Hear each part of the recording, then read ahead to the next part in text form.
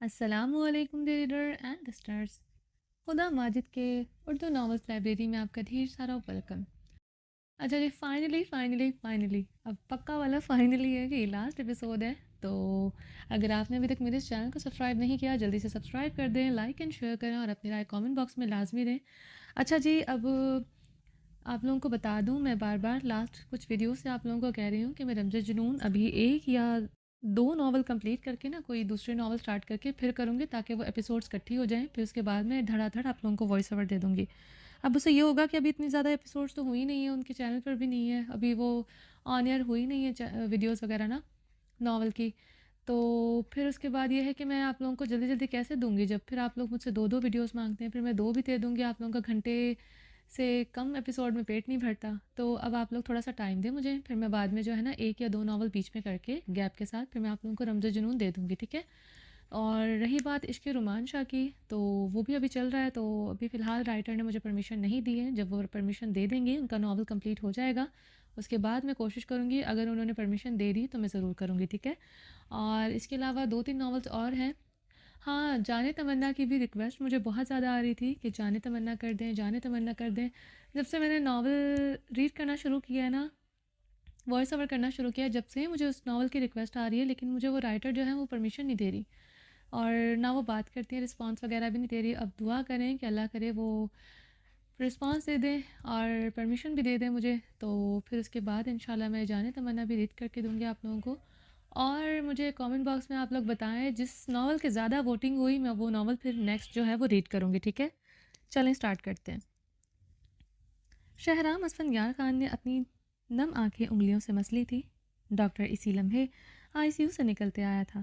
سب doctors کی طرف بڑھے تھے۔ سر شہرام، آپ کے داجی ہر قسم کے خطرے سے باہر ہیں، انہیں کچھ دیر تک روم میں شفٹ کر دیا جائے گا، آپ انہیں وہاں مل سکتے ہیں۔ ڈاکٹر شہرام کی طرف بڑھا تھا۔ شہرام اس بات میں سر ہلاتے ڈاکٹر کے ہمراہ چلتے، ان سے سمیع اللہ خان کی صحت کے بارے میں مکمل ڈیٹیل لینے لگا۔ زران ارحام اسفن درید خان اربت خان نے طمانینت کا گہرا سانس لیا۔ زران ہسپتال کے ٹھنڈے کوریڈور میں سجدے میں جھک گیا تھا۔ وہ لوگ ابھی بھی ہسپتال میں تھے۔ 6-7 گھنٹوں کے بعد سمیع اللہ خان کو ہوش آ گیا تھا۔ وہ لوگ سمیع اللہ کے قریب کھڑے تھے۔ زہلے اور ابرش ہمارا پاس لے کر آؤ، سمیع اللہ خان نے ہوش میں آتے ہی زران سے کہا تھا۔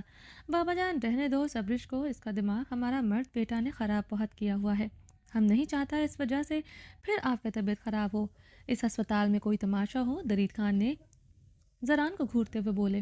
زران تم لے کر آؤ ابرش کو اور زہلے کو ہمارا پاس، سمیع اللہ نے گہرا سانس بھرتے ٹوٹے لفظوں سے کہا۔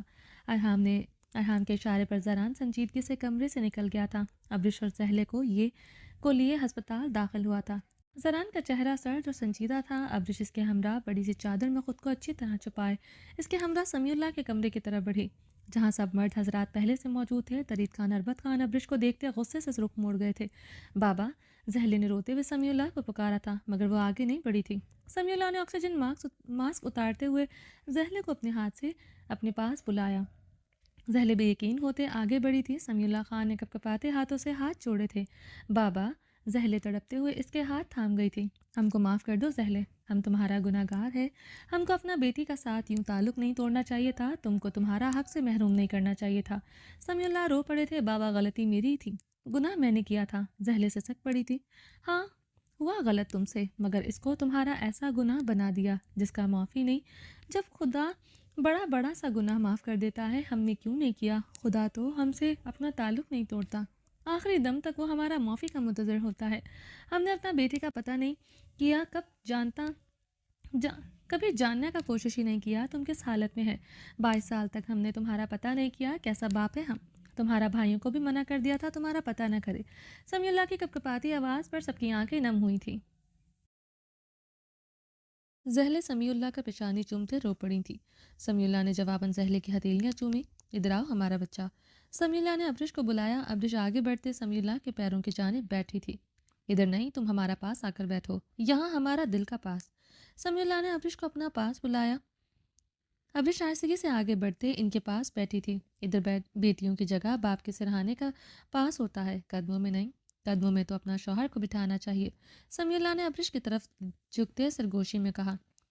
سب تک آواز بخوبی پہنچی تھی، سب کے چہروں پر مدھم سے مسکراہٹ دوڑی تھی، سوائے زاران کے وہ سنجیدہ چہرہ لیے ایک طرف کھڑا تھا۔ ابرش نظریں جھکائے پھیکا سا ہنسی تھی۔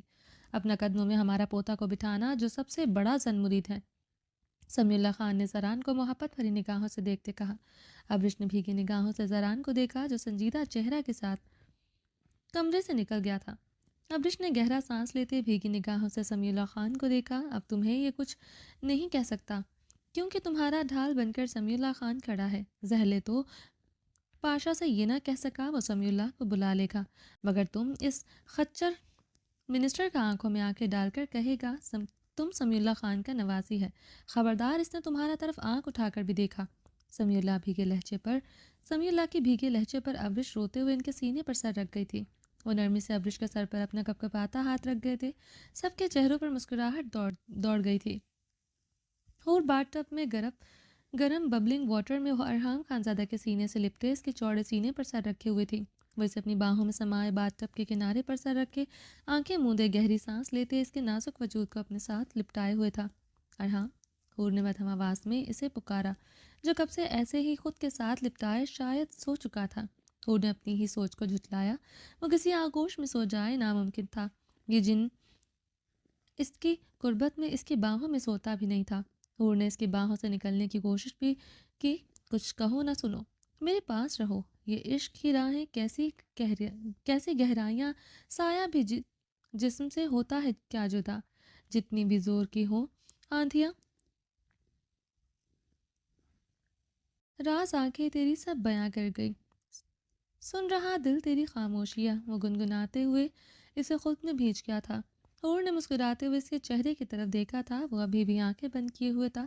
جینے کا تو سہارا تو ہی روشنی، کہتا ہے ہر ستارہ، میری تو چاندنی، ہم جدا ہو جائیں یہ ممکن نہیں، دھوپ ہو تم میری چھاؤں بھی ہو تم ہی پاس ہو تو درد ہے تنہائیاں۔ وہ گنگناتے ہوئے اسے مزید شدت سے خود کے ساتھ لپٹا گیا تھا۔ شوہر بھی عاشق ہوتے ہیں کیا؟ حور نے مسکراتے ہوئے ارحام کو دیکھتے لب دانتوں تلے دبائے پوچھا تھا۔ ایک عاشق دیوانے پاگل شوہر سے اچھا یہ سوال ہے۔ ارحام خانزادہ نے آنکھیں کھولتے اسے مسکراتے ہوئے دیکھا تھا۔ عاشق پاگل شوہر یا پھر وہ لب دانتوں تلے دبائے سلطان شاہ کا دیا خطاب، پپرا سانٹ کا خطاب بے آواز ہی دہرا دیا تھا، یا پھر ارحام خانزادہ نے اس کی طرف دیکھتے الجھن بھرے لہجے میں استفسار کیا، یا پھر رومانٹک شوہر؟ حور نے مسکراہٹ دبائے پوچھا۔ رومانٹک ہوں تو عاشق مزاج ہوں شوہر ہوں، عاشق مزاج ہوں تو رومانٹک شوہر ہوں۔ عاشق اور رومانس کا گہرا تعلق ہے جانے من۔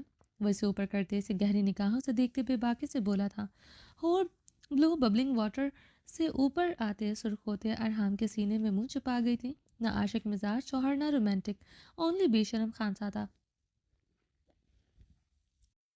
حور روحانسی ہوئی تھی، اس کی بے باکیاں اور ہر جگہ اپنی قربت دینے سے وہ زچ ہوتے روحانسی ہوتے بولی تھی۔ اپنا حلیہ ارحام کے پانی کے اندر گہری شرارتوں پر حور کے آرس سیک چھوڑ رہے تھے۔ ارحام کا بلند و بانگ کہکا گونجتے حور کو مزید خفت سے دو چار کر گیا تھا۔ حور اسی لمحے ارحام کی گردن پر غصے سے دانت کاٹ گئی تھی۔ ارحام خانزادہ کے کہکوں میں اضافہ ہوا تھا۔ بیوی ہو ارحام خانزادہ کی، دم خم بالکل نہیں، بدلہ تو ٹھیک طرح سے لے لیا کرو۔ ارحام نے اس کی تھوڑی کو چھوتے نرمی سے کہا۔ کیسے لیا کروں؟ حور نے روحاں سے ہوتے پوچھا۔ جو میں نے ابھی کیا۔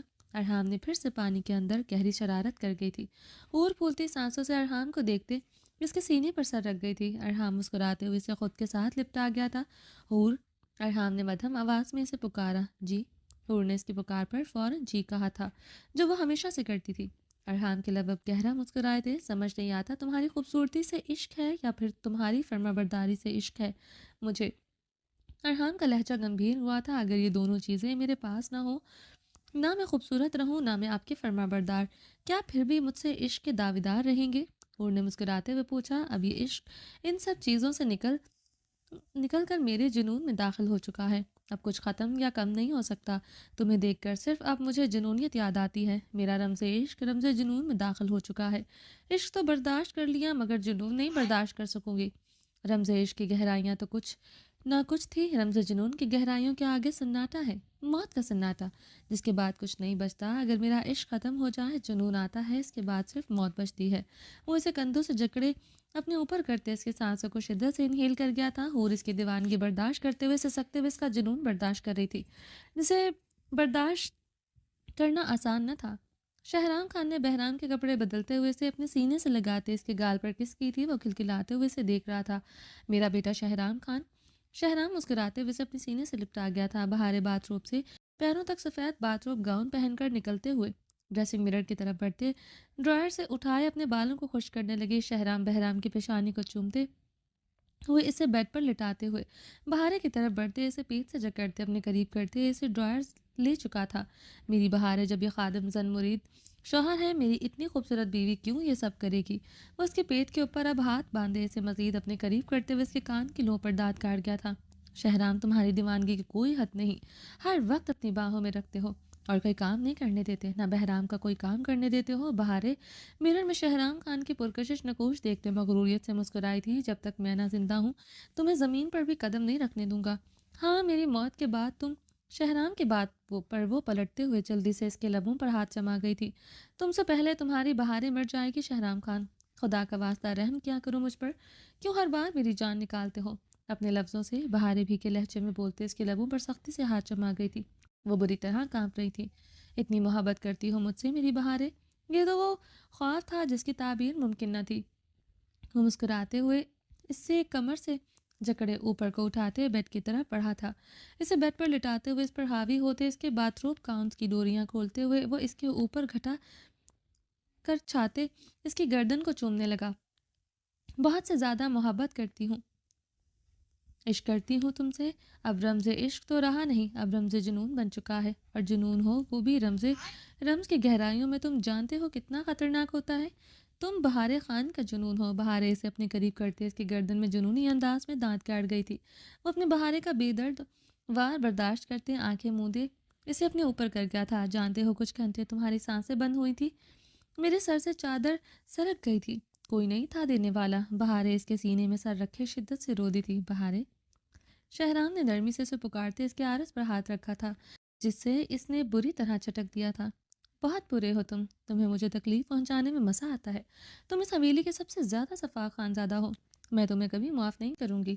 بہار اس کے سینے پر مکہ مارتے ہوئے شدت سے رو دی تھی۔ شہرام خانہ پریشان ہوا تھا، وہ بہت بری طرح رو رہی تھی۔ میری جان، میری بہاریں، میں تمہیں چھوڑ کر کہاں جا سکتا ہوں؟ موت تمہارے بغیر کہاں آسان ہے، سانسوں میں بستی ہو روح بن کر، جسم میں رہتی ہو، اب تو مر بھی نہیں سکتا تمہارے بغیر۔ سایہ بھی یہ جسم سے ہوتا ہے کیا جدا؟ جتنی بھی زور کی ہو آندھیاں، راز آنکھیں، سب تیری سب بیاں کر گئے، سن رہا دل تیری خاموشیاں۔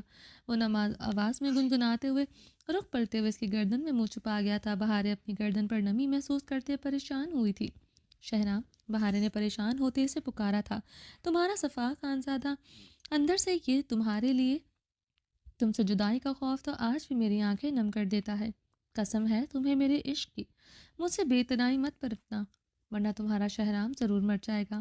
یہ دل جتنا مضبوط ہے آج بھی بہارے خان کے لیے اتنا ہی نازک ہے۔ شہرام خان نم آواز میں بولتے اس کے لبوں پر اپنے لب رکھ گیا تھا۔ بہارے اس کا چہرہ دونوں ہاتھوں میں تھامے اس کے لبوں پر لب رکھتے شہرام خان سے بھی زیادہ جنونی انداز میں اس کی سانسیں انہیل کر گئی تھی۔ کمرے میں سسکیوں اور سانسوں کا رقص گونج رہا تھا، دونوں ایک دوسرے میں گم ایک دوسرے پر اپنا جنون اتار رہے تھے۔ بہاریں آج شہرام سے زیادہ جنونی ہو رہی تھی۔ آج شہرام کے سینے پر اس کی شدتوں کے نشان زیادہ گہرے تھے۔ بہت مشکلوں سے اس نے شہرام خان کو پایا تھا۔ وصل کی جدائیاں اور محبوب کی بے اتنائی، بے وفائی کے زخم سے واقف تھی۔ وہ اس سے بڑا زخم کوئی نہ تھا، اس لیے تو اب شہرام خان کو ہمیشہ اپنا بنا کر رکھنا تھا۔ اب کی بار ہلکی سی ہوا کا جھونکا بھی اب ان کے بیچ آ جاتا، وہ تڑپ کر مر جاتی۔ رات آئے گی تو میں صبح لاؤں گی، موت آئے گی تو میں لٹ جاؤں گی۔ سایہ بھی جسم سے ہوتا ہے کیا جدا؟ جتنی بھی زور کی ہو آندھیاں، وہ نم آواز میں گنگناتے ہوئے مزید شدت سے شہرام خان سے لپٹتے اسے اپنے بدن کا حصہ بنائے اس کی ذات میں مکمل گم ہو چکی تھی۔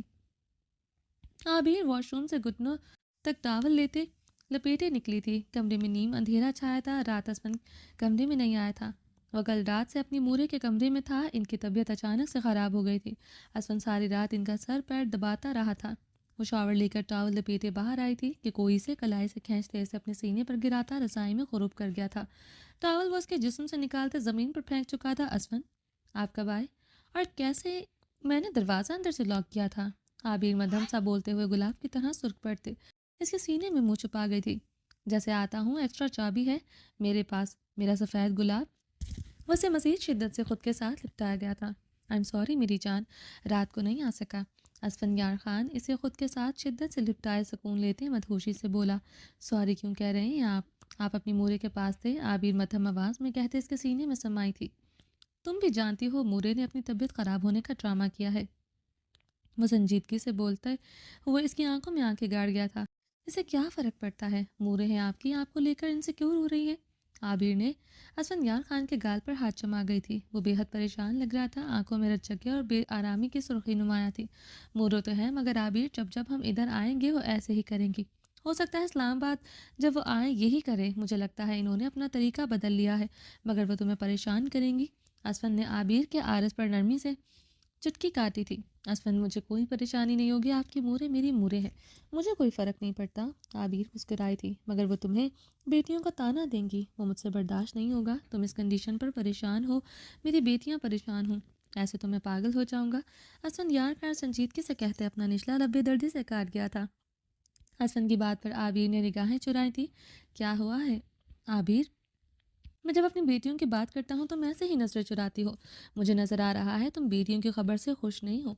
लगता है तुम्हें मूरे की तरह बेटे चाहिए थे। असफंयार खान सर्द आवाज़ में कहते इसे खुद से दूर धकेलते हुए रुख पलट गया था। आबिर ने परेशान होते असफन का रवैया देखा। वो बहुत ज़्यादा ही जज्बाती था बेटियों को लेकर। आबिर ने मुंह पर हाथ रखकर अपनी सिसकियों को घोंटा था। इसने तो दिल का इसने तो असफन का दिल ना टूटे झूठ बोला था। अब इसे महसूस हो रहा था वो बहुत गलत कर गई है। बात बहुत ज़्यादा बढ़ चुकी है, शायद वो अब संभाल नहीं पाएगी। आबिर रुख पलटे अपनी सिसकियों का गला घोंटने लगी। असफन रुख मोड़ते हुए एक ही जस से इसे कंधे से पकड़कर एक ही झटके से इसका रुख अपनी तरफ मोड़ा। इसकी कमर में हाथ डालकर अपनी तरफ खींचा तो असफन की चिटानी सीने से आ टकराई थी। इससे पहले वो कुछ समझती, वो इसे बालों से पीछे करते मुट्ठी में जकड़ते इसके होंठों पर झुककर इसकी सांसों पर बहुत बुरी तरह काबिज हुआ और इसकी इतनी शिद्दत और सख्ती पर फड़फड़ा कर रह गई थी। एक हाथ से इसकी कमर को जकड़े, दूसरे हाथ से इसके बालों को जकड़े वो कतरा कतरा इसकी सांसों को पी रहा था। आबिर इसकी शर्ट को मुट्ठियों में जकड़े इसका जुनून बर्दाश्त करते इसकी दहकती सांसें अपने अंदर उतार रही थी। वो बिल्कुल मदहोश एक दूसरे में खोए हुए थे। हसन का लम्स काफ़ी शिद्दत लिए हुए था। वो बेटियों की खबर मिलने के बाद इसके लिए जुनूनी होता जा रहा था। थोड़ी ही देर में वसफन की शिद्दत पर आबिर बेहाल होना शुरू हो चुकी थी, लेकिन वो इसे छोड़ने को तैयार न था। असफन इस पर झुके, इसके होठों पर झुके, एक ही हाथ इसके बदन पर जमाते मज़ीद शिद्दत से इसकी सांसों पर काबिज हुआ। इसे अपने और करीब करते पहले से भी ज़्यादा अपनी शिद्दत इसके होठों पर दिखाने लगा। आबिर इसकी आग जैसी कुर्बत में मचल रही थी। इसका एक हाथ अभी तक इसके बालों पर अपनी गिरफ्त सख्त किए हुए था। वो चाह कर भी कोई मज़ाहमत दिखा नहीं पा रही थी। ज़रा सी मज़ाहमत पर इसकी शिद्दत बढ़ने लगती थी। अब एक हाथ इसकी कमर पर नरमी से रेंग रहा था। आबिर असफन के शर्ट को मुट्ठियों में जकड़े इसका साथ देने लगी। ये महसूस करते असफन के लम्स में अब नरमी आई थी। काफ़ी देर बाद अपनी प्यास अच्छी तरह बुझाते असफन ने इसे आज़ादी दी तो वह गहरी सांस लेती असफन के आहनी चौड़े वजूद में आन समाई थी। कमरे में अब इनकी गहरी होती सांसों की मधुर धुन गूंज रही थी। असफन ने इसे अपनी बाहों में समाए इसके दिल की बेतरतीब धड़कनों और इसके बेहाल होती सांसों की आवाज़ सुनता आंखें मूंदे हुए खुद को पुरसुकून कर रहा था। गुलाब, असफन की बोझल आवाज़ पर आबिर के दिल की धड़कनें मज़ीद बेतरतीब हुई थी। जानती हो, तुम मेरा सुकून हो, तुम्हारी गुर्बत मुझे सब कुछ भुला देती है, जानती हूँ। कुछ देर पहले अजीब सोचों ने मुझे पागल कर दिया था, तुम्हारी गुर्बत और तुम्हारी सांसों की खुशबू ने मुझे पुरसुकून किया है। तो मेरी ज़िंदगी ही नहीं, मेरा सुकून भी हो। तुम्हारी गुर्बत, तुम्हारी पनाहों में असफन यार खान सब कुछ भूल जाता है। मुझे अब कभी छोड़ना मत, मुझे मुझसे बेतनाई मत बरतना। अगर कभी ऐसा हुआ, वादा है मेरा, अब की बार मैं तुम्हें और ख़ुद को जान से मार डालूंगा, मगर तुम्हें खुद से अब एक पल के लिए दूर नहीं जाने दूंगा। अचानक इसके बालों को जकड़े इसके चेहरे पर पुरतफिज़दा सांसें छोड़ते दीवानगी के आलम में बोला। आबिर सरासीमगी से इसका दीवानावार रूप देख रही थी। इसकी आंखों में सुर्खी के साथ एक जुनून था। इस जुनून से तो इसकी जान जाती थी। लम्हा बलम्हा आसमान का जुनून इसके लिए बढ़ता जा रहा था। मुझे सज़ा देने के लिए मुझसे कभी तलाक की बात तो नहीं करोगी? असफर ने अब की बार बहुत नरमी से इसके चेहरे को अपने हाथों के प्याले में लेकर इसके माथे पर अपने लप रखे। नहीं, कभी नहीं कहूँगी। आबिर इसका नरम मिठास से भरा लहजा महसूस करते धीमे से मुस्कुराई। मेरा सुर्गला व मेरी पठानी बहुत खूबसूरत लग रही हो। असफन ने इसके सरापे पर बेबाकी और गहरी नजर डाली तो आबिर के दिल की धड़कनों में मजीद शोर उठा था। असफन आंखों में बढ़ता खुमार देखकर इसे अपना दिल कानों में बजता महसूस हुआ। इसकी आग जैसी गुर्बत और जुनूनी लम्स याद आते ही वो इससे दूर हुई थी, ताकि इसके रोमांस का दौरानिया तवील होने से रुक सके। वो इसे कलाई से जकड़े इसे तकिए पर लिटाते इस पर हावी हुआ। तेरे बिना जीना क्या, तेरे बिना मरना क्या, तेरे बिना जाना कहाँ, तैयार हो मेरे साथ एक ही कॉलेज में एक ही क्लास में पढ़ने को। वो इस पर झुके गंभीर आवाज़ में बोलते हुए इसकी पेशानी पर लब रख गया। अश्विन आप सीरियस हैं? अभी रुहासी हुई थी। 100%। तुम्हें और मैं अपनी बेटियों को कभी अकेला नहीं छोड़ सकता। तुम मुझे बेटियां नहीं मेरी ज़िंदगी दे रही हो। मेरा इश्क ख़त्म होकर जुनून बन चुका है। रमज़ जुनून जितना छुपा हुआ इतना गहरा। तुम जुनून हो मेरा। वो इस पर झुके इसकी सांसें इनहेल करते इस पर अपनी शिद्दतें ढाने लगा। जरान कमरे में दाखिल हुआ। अब्रिश ब्लैक नाइटी नेट की फुल गाउन नाइटी में मलबूस सोफे पर बैठी सर सपाट चेहरे के साथ टीवी देख रही थी और इसके बदन पर इतनी वल्गर नाइटी और इसके बालों से टपकते पानी देखकर वह लब भींचे से मुकम्मल इग्नोर किए ड्रेसिंग रूम की जाने पड़ गया था। अब्रिश ने अपना निचला लब बेदर्दी से काटते रिमोट टेबल पर पटका था। समीउल्लाह खान ठीक भी होकर आ गए थे, मगर जरान का एटीट्यूड इसके साथ ऐसा ही था। कल रात से वो कमरे में ही नहीं आया था। अब आया तो वो ऐसे ही बेहुदा बिहेव कर रहा था जैसे पहले करता था। स्विट्ज़रलैंड वाला जरान खानज़ादा तो था ही नहीं, वो तो फिर वही सफाक बेरहम जरान खानज़ादा था। अवरिश गहरा सांस लेते अपने बाल मुठियों में जकड़े खुद पर काबू पाते शावर लेने के लिए वॉशरूम की तरफ बढ़ी ही थी कि जरान ड्रेसिंग रूम से निकलते इसकी तरफ तेज़ी से बढ़ते से कलाई से जकड़े अपनी बाहों में भरते इसके अपने सीने में भींच गया। हे मेरी जज्बाती बेशरम बीवी, बस कर दो ये पागलपन। क्यों मुझे पागल करने के दर पे हो? जरान भारी आवाज़ में बोलते अपनी पेन की पॉकेट से नोटों की गड्डियाँ निकालते इस पर वार गया। मूरे को पैसे इसलिए वारने नहीं दिए थे, कुछ हक सिर्फ मेरे हैं, वो मेरे ही रहेंगे। अपनी बीवी पर जब जब पैसे वारूंगा मैं खुद वारूंगा। जरान इसकी पेशानी पर लब रखते गोद में उठाए बेड की तरफ बढ़ा। लास्ट टाइम माफ़ कर दो मेरी जान, कल रात के लिए रूम में नहीं आया। दादी घर वालों को मेरी ज़रूरत थी। तुम्हारा शुक्रिया, तुमने मेरा गुस्सा हमारे बच्चे पर नहीं उतारा। खाना मेडिसिन खा ली। जरान ने मुस्कुराते हुए उसकी भीगी आंखों पर लब रखते हुए, तुम्हें पता था मैंने खाना खाया है? अविश ने इसकी भीगी हंसी हंसते हुए पूछा। पूरी नज़र थी अपनी जज्बाती बीवी पर। दरख्शा मेरे कहने पर तुम्हें खाना कमरे में देती रही, तुमने खामोशी सिखा लिया। इसके लिए शुक्रगुजार हो तुम्हारा। वो बेड पर पड़ा इसे नरमी से लिटाते इस पर हावी हुआ था। तुम क्यों नाराज़ होते हो मुझसे? अब्रिश ने इसके गले में बाहें हमायल की। अब्रिश तुम जज्बाती हो और उल्टी खोपड़ी का।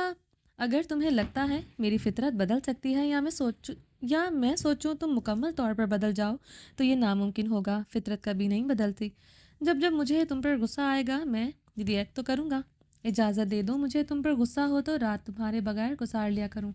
जरान ने इसके होठों अंगूठा फेरते कहा। नहीं इजाज़त दूंगी। आइंदा मेरे बगैर एक रात भी रहे तो जान से मार डालूंगी। अब्रिश इसकी शर्ट मुठियों में जकड़े गुर्राई। ओके फिर इजाज़त दो, इस रात अपना सारा गुस्सा जुनून तुम्हारे नाजुक बदन पर उतार दिया करूं। जरान का लहजा संजीदा हुआ था। अब्रिश इसके सीने पर हाथ जमाते से तकिए पर पटकते हुए इस पर हावी हुई थी। मिस्टर खानजादा, जुनून उतारो या कहर बर्पा कर दो, रहोगे तो मेरी पनाहों में। बस पर झुके इसके होंठों पर बुरी तरह काबिज हुई थी। जनान इसके होंठों से लिपटे मदहोश होते एक एक करते इसके बदन का हर नाजुक पर्दा उतारता चला गया था। इसके लबों को आज़ाद करते वो अपनी शर्ट रिमूव करते शर्मो हया के सारे पर्दे गिराते इसकी बरहना गहराइयों पर झुकते हुए इसकी सिसकियों में इजाफा कर गया था। कमरे की दरो दीवार हिलाते इसे खुद में भींच गया था। मैं कैसी लग रही हूँ? और सिंपल से ब्लैक मगर बेहद स्टाइलिश सूट में मलबूस थी। अरहाम से गहरी गर्म निगाहों से देखते नजरें झुकाए अपने स्याह बूथ पर निगाहें गाड़े मदम सा हंसा। क्या हुआ, आप हंस क्यों रहे हैं? हूर ने चुपते लहजे में पूछा। हंस इसलिए रहा हूँ ये कैसा सवाल है? ये सवाल तब पूछा करो जब तुम्हारे बदन पर कुछ ना हो, फिर अच्छे से बताऊंगा तुम कैसी लग रही हो। अरहाम इसे बाहों में भरते हुए अपने सीने से लिपटा गया था। मुकाबल की बेबाक बातों पर वो सुर्ख हुई थी। अभी भी तुम्हें जानना है कि तुम कैसी लग रही हो? सब कुछ उतार कर मेरे पास आ जाओ, बता देता हूँ। वो इसे अपने सीने से अलग करते हुए बेबाकी से आंख मारते हुए बोला और इसके हिसार से अलग होते जल्दी से बाहर की तरफ बढ़ी। परी ज़ेन दोनों का इंतज़ार कर रही थी। इसे प्ले लेन लेकर जाना था। وہ اپنے شوہر کی بے باک باتوں سے اس کی سرخ آنکھوں سے زیادہ گھبرا گئی تھی۔ جب جب اس کی آنکھیں سرخ ہوتی تھی وہ کیا کرتا تھا وہ جانتی تھی۔ وہ دروازے کی طرف بڑھی ہی تھی، ارحام اسے باہوں میں اٹھاتے ڈریسنگ روم کی جانب بڑھا۔ ارحام، وہ روحاں سے ہوتے پکارتے ہوئے اس کی شرٹ مٹھیوں میں جکڑتے ہوئے اس کے سینے میں منہ چھپا گیا تھا۔ گھبراؤ مت میری جان، جو تم سوچ رہی ہو وہ نہیں کروں گا، آج کچھ اور ہی کروں گا۔ وہ اسے اپنے سینے میں بھینچتے گمبھیر سرگوشی کرتے ڈریسنگ روم کی طرف بڑھ گیا تھا۔ ارحام نے اسے کمفرٹ کاؤچ پر بٹھاتے اس کے پیر پکڑتے ٹیبل پر رکھے تھے۔ ڈریسنگ ٹیبل سے ارحام نیل پینٹ اٹھائے ہوئے اس کی طرف بڑھا تھا۔ ہور نے مغروریت سے مسکراتے ہوئے محبت بھری نگاہوں سے ارحام کو دیکھا، جو زمین پر پنجوں کے بل بیٹھا اس کے پیروں کے ناخنوں پر نیل پینٹ احتیاط سے لگا رہا تھا۔ آپ کو تو نیل پینٹ لگانا پسند نہیں؟ ہور نے مسکراتے ہوئے اپنے بے پناہ ہینسم شوہر کو دیکھا، جو بلیک شلوار قمیض پر سیاہ شال کندھوں پر ڈالے ہوئے کچھ زیادہ ہی پرکشش لگ رہا تھا۔ جو تمہیں پسند ہے وہ مجھے بھی ناپسند، مجھے نہ بھی پسند ہو تو پسند کرنا پڑے گا۔ ویسے بھی یہ میری ڈیوٹی ہے، اپنی بیوی کی خوبصورت باڈی کا مساج کرنا، اس کے بالوں اور ہاتھوں پیروں کی کیئر کرنا۔ اپنی خوبصورت بیوی کے قریب کوئی عورت بھی برداشت نہیں، تو پھر یہ سب اس دیوانے پاگل شوہر کو ہی کرنا پڑے گا نا۔ ارحام سنجیدگی سے بولتے بہت احتیاط سے نیل پینٹ لگا رہا تھا۔ ہور ارحام کی بات پر کھلکھلا کر ہنس پڑی تھی۔ اپنی جان کے شایان اسلام آباد میں بنگلہ خریدا ہے، کوشش پوری کی ہے سلطان شاہ کے بنگلے جیسا ہو، مگر کیا ہے نا، یہ غریب شوہر اپنی ارب پتی بیوی جتا اب ارب پتی نہیں، ایک بنگلہ خریدنے پر ہی کنگال ہو چکا ہے، اور میری ارب پتی بیوی ایسے ہی کئی بنگلے خرید سکتی ہے، وہ بھی یوں چٹکی بجاتے۔ ارحام خانزادہ نے چٹکی بجاتے ہوئے جھکتے ہوئے اس کے نیلز پر پھونک مارتے ہوئے اس کے پیروں پر لب رکھے۔ پور ہنستے ہوئے ارحام کے لمس پر نگاہیں چکا گئی تھی۔ میری جان، یوں ہنس کر میری جان مت نکالا کریں، پھر میں آپ کی جان نکالتا ہوں تو مجھے لسٹی ہونے کا تانا ملتا ہے۔ ارحام نے اس کا ڈمپل دیکھتے ہوئے آہ بھری تھی۔ ہور کی کلکلاہٹ مزید پڑی تھی۔ ارحام مسکراتے ہوئے صوفے پر بیٹھتے اس کی ڈمپل پر جھکے، وہاں نرمی سے دانت کاٹ گیا تھا۔ ہور مسکراتے ہوئے اس کے سینے میں سمائی تھی۔ ارحام نے اسے خود میں بھینچے بے باک شرارت کرتے صوفے سے اٹھا، کبٹ سے اس کا عبایا نکال کر اسے زیبتن کروایا۔ ہور لوس سا عبایا دیکھ کر سرد سانس کھینچ گئی تھی۔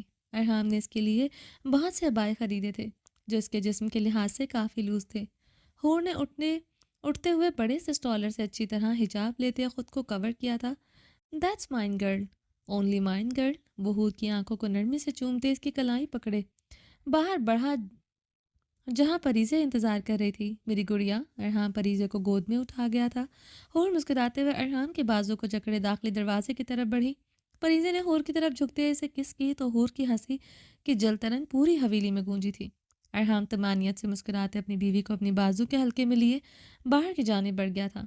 وہ لوگ ایک بہت بڑے سواد کے بے حد خوبصورت ہوٹل کے لاؤنج ایریا میں صوفے پر بیٹھے زران خانزادہ کو سنجیدہ نگاہوں سے دیکھ رہے تھے، جس نے آج کا ڈنر ارینج کیا تھا۔ کیا؟ زران نے اسفند اور شہرام کو گھورتے آئی برو چکائے تھے، جو جب سے آئے تھے اسے جھنجھلاتے سنجیدہ نگاہوں سے دیکھ رہے تھے۔ ارحام خانزادہ بھی کم و بیش ایسے ہی نظروں سے زران کو دیکھ رہا تھا، مگر زران نے اسے جواباً گھورنے کی جسارت نہیں کی تھی۔ کیوں بلایا ہے یہاں؟ اسفند نے صوفے پر سیدھے ہوتے رسٹ واچ پر نگاہیں دوڑائی۔ اسے جلدی حویلی جانا تھا، آبیر کے بغیر وہ 1 منٹ نہیں نکال سکتا تھا۔ شہرام خان نے بھی بے چینی سے پہلو بدلا تھا۔ دیر سے جانے پر بہارے کو منانے کے لیے اس کی کتنی منتیں کرنی پڑتی ہیں، یہ اسے ہی پتا تھا۔ وہ تو کھانا ہی نہیں کھاتی تھی، پریگننسی میں وہ ذرا بھی بھوکی رہے وہ پاگل ہو جاتا تھا۔ وہ اس کمزوری سے واقف تھی، اس لیے زیادہ نخرے کرتی تھی۔ ارحام نے جھنجھلاتے ہوئے رسٹ واچ پر ٹائم دیکھا۔ اپنی بیوی کے ساتھ سرشام کمرے میں بند ہوتے اسے اپنی باہوں میں نہ بھر لے اسے چین نہیں آتا تھا۔ زران نے سب کے چہرے بگڑے زاویوں سے دیکھتے اپنے موبائل پر نگاہ دوڑائی، جہاں برش کی کال آ رہی تھی۔ سب سے زیادہ ٹائٹ اس کی حالت تھی۔ ذرا سا دیر ہونے پر اسے اپنی بیوی کے جس پاگل پن اور جذباتیت سے منانا پڑتا تھا وہ وہی جانتا تھا۔ کسی کی بیوی کی کال نہیں آئی تھی۔ اس نے گہرا سانس بھرتے ابرش کی کال اٹینڈ کی۔ ہاں بس راستے میں ہوں، 5 منٹ میں تمہارے پاس ہوں گا۔ او شٹ، زران نے لب بھینچے ہوئے اونچی آواز میں کہا۔ ابرش، میری گاڑی کا ٹائر پنکچر ہو گیا ہے، مجھے آنے میں 1 گھنٹہ لگ جائے گا۔ اوکے، بس 1 گھنٹے میں پہنچ جاؤں گا۔ زران فون بھرتے گہرا سانس بھرتے فون ٹیبل پر پٹک گیا تھا۔ سب کی گھوریوں میں اضافہ ہوا تھا۔ کیا دیکھ رہے ہو؟ کبھی بیوی سے جھوٹ نہیں بولا کیا؟ ذہنی سکون کے لیے اس طرح کے جھوٹ بولنے پڑتے ہیں۔ ویسے بھی شریف بندہ مجھ جیسا اتنا تو بیوی سے ڈرتا ہے۔ زران نے ان سب کے گھورنے پر صوفے سے ٹیک لگائے وضاحت دی. اس منسٹر جیسے دو چار شریف پاکستان میں پائے جائیں، بدماش صفحہ ہستی سے ہی مٹ جائے گا. اسفند یار خان نے لب بھینچے زران کو گھورتے دانت پیسے تھے. اسفند کی بات پر شہرام کا کہکا گونجا تھا. ارحام خانزادہ نے وہ مشکل اپنا کہکا ضبط کیا تھا. زران شہرام کو گھورتے ویٹر کو آرڈر لکھوا رہا تھا. یہاں کیوں بلوایا ہے؟